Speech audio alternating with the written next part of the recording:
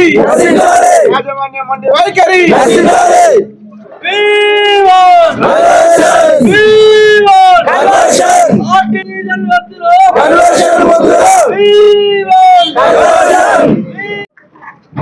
Telangana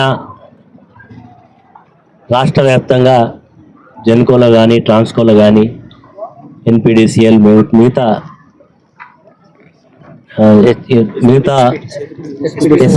SPCL మొత్తం అన్నీ ఉన్నాయి కదా, హైదరాబాద్ ఉండే అన్ని దగ్గర ఉండేటువంటి సంస్థల్లో చేస్తున్నటువంటి దాదాపు 23,000 మంది కార్మికులు చేస్తున్నటువంటి సమ్మెను నేను నిన్న మీ సమస్యను ఇక్కడ ఉండేటువంటి మా మధుకర్ కానీ లేకపోతే మిగతా మిత్రులు నా దృష్టి తీసుకొస్తే నేను హైదరాబాద్లో ఇక్కడ జరుగుతున్నటువంటి పరిణామాలన్నీ కూడా మీడియా కాన్ఫరెన్స్ పెట్టి ప్రభుత్వానికి ఒక హెచ్చరిక కూడా చేయడం జరిగింది. ఈరోజు మీ అందరికీ ఒకటే మాట చెప్తున్నా, సమస్యలు అనేటివి ఉంటాయి, ప్రభుత్వాలు వాటిని పరిష్కరించాల్సిన బాధ్యత ఉంటుంది.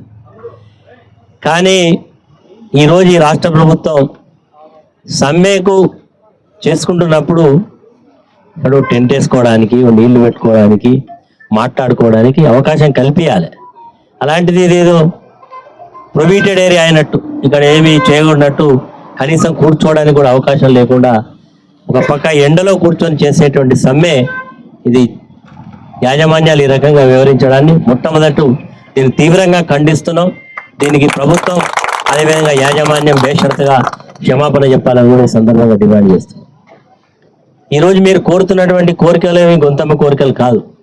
ఎలక్ట్రిసిటీ ఏపీఎస్సీబీ రూల్స్ను ఇంప్లిమెంట్ చేయమని అడుగుతా ఉన్నారు. జీవో 11 ప్రకారం శాలరీస్ ఇవ్వమని కోరుతా ఉన్నారు. మరి గతంలో కేసీఆర్ గారు ముఖ్యమంత్రిగా ఉన్నప్పుడు ఆ రోజు 23,000 మంది కార్మికులకు ఆర్టిజన్ ద్వారా మీకు ఒక భరోసా కల్పించినటువంటి గొప్ప నాయకుడు కేసీఆర్.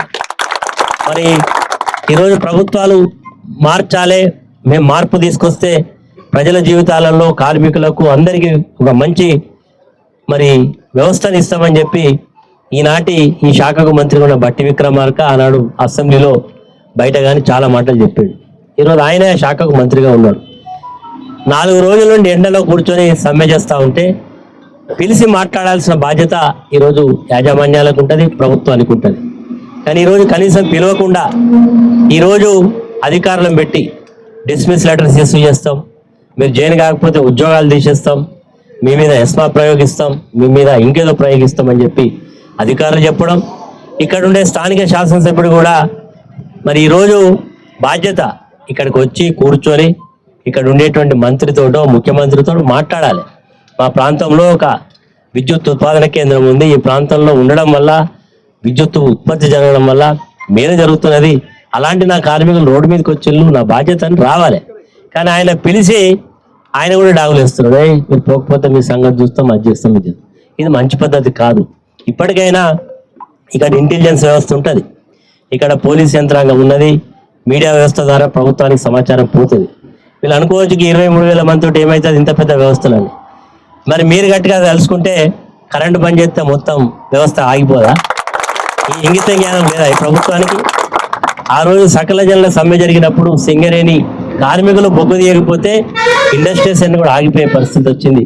అలాంటిది మీరు 23,000 మంది కార్మికులు రోడ్డు మీదకి వస్తున్నప్పుడు మీకు రిపేర్ చేసుడు ఎరికే, మీకు అవసరమైతే క్రియేట్ చేసుడు ఎరికే కదా, ఈ విషయం వాళ్ళకి తెలియదా అని ఇప్పటికైనా దీన్ని దృష్టిలో పెట్టుకొని ప్రభుత్వానికి హెచ్చరిక చేస్తున్నాం.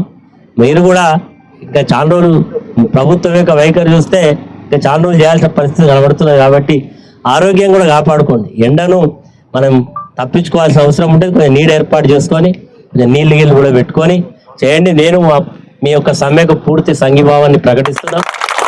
మా పార్టీ పెద్దలతోటి, కేటీఆర్ గారితో, అదేవిధంగా మిగతా పెద్దలతోటి కేసీఆర్ గారి దృష్టి కూడా తీసుకెళ్లే ప్రయత్నం చేస్తాం.